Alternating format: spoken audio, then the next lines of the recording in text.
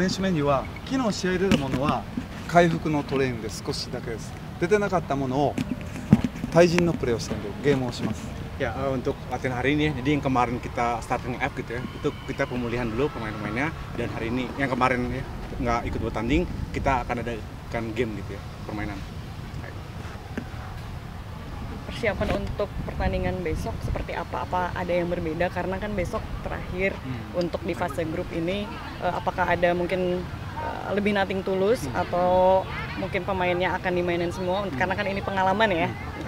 Ya hari ini Astan nih. 準備は何ですかって、やはり何か違う準備はありませんか、あと全員ね、みんなやらせるんですか。はい、もう大会の前から全員をちゃんと試合に出すと言ってたので、ya jadi emang saya berencana dari awal sebelum kompetisi ini ya, itu biar semua pemain gitu ya ikut bisa bermain berkompetisi dalam kompetisi ini gitu. 最後になる北朝鮮の試合も メンバーを考えて全員出すようにします。Ya, di pertandingan terakhir nanti ya lawan Korea Utara, saya juga berencana biar semuanya sama diberikan kesempatan untuk bermain. Coach kan berasal dari Jepang begitu kan, pasti ada prinsip-prinsip Jepang yang di sana terkenal lah begitu. Ada nggak sih yang dia terapkan di sini? Filosofi entah mungkin Zen atau apa, semangat juang di sana, Bushido dan sebagainya, ada nggak sih gitu yang mau diterapkan? なんかね、もちろん日本から来たんですよね。なんか日本のフィロソフィーのなんかサッカーとかインドネシアにね進めるとかそういうフィロソフィーないですか？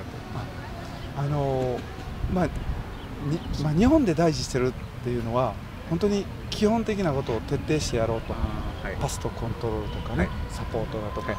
Ya sebenarnya Jepang sendiri tuh ya, dia yang difokuskan ya atau yang paling penting bagi mereka itu adalah permainan sepak bola mendasar gitu ya, seperti kontrol, passing, shooting, itu gitu mereka utamakan bagian-bagian itu.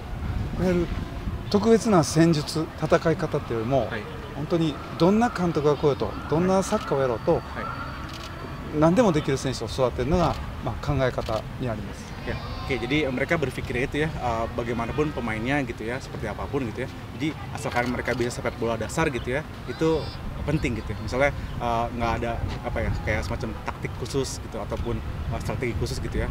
Asalkan si pemain itu ya bisa melakukan apa yang diarahkan sama pelatih, itu yang penting ya.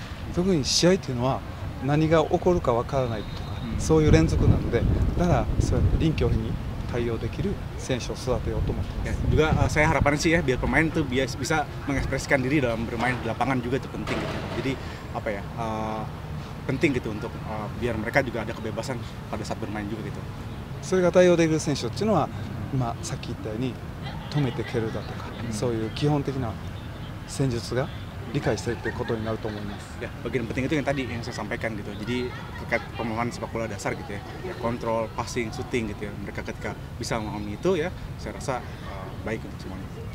Kalau di luar teknis gitu, selain tadi soal sepak bola kontrol dan sebagainya, ada juga nggak sih kayak dia biar pemainnya mungkin lebih tenang? Kan ada Zen tuh apa gitu lah, mungkin di Jepang dia juga secara nggak langsung ngajarin itu juga nggak sih buat menguatkan pikiran dan mental? やはりノンテクニスの話なんですけど、さっきの日本のフィロソフィー、ゼンとかなんゼンとかなんとかの皆さんにそういうことを教えるんですか？皆さん落ち着くためのねやり方。落ち着くというか、やはり基本的な技術がないとサッカーがねうまくできない、落ち着かないと思うんで、やはり徹底してパスをコントロール、守備、攻撃の基本戦術は伝えます。 Ya, balik lagi ya ketika tadi terkait tenang ya pemain ya. Kalau mereka nggak paham, nggak ngerti, nggak bisa permainan sepak bola mendasar yang tadi saya sampaikan, shooting, passing, terus kontrol gitu ya, pasti mereka dengan alami secara otomatis dia nggak tenang mainnya gitu. Tapi kalau dia bisa, ya otomatis saya yakin dia akan tenang dan relax dalam main sepak bola.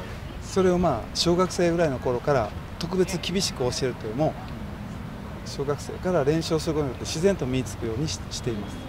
Ya, itu sebenarnya bisa diperoleh dapat ketika ya anak-anak ini bisa main tuh sejak dini gitu, sejak usia SD gitu ya. Ketika dia udah dibiasakan ya main sepak bola dan mereka bisa paham dan meningkatkan terus ya permainannya, ya, itu saya rasa baik sekali gitu.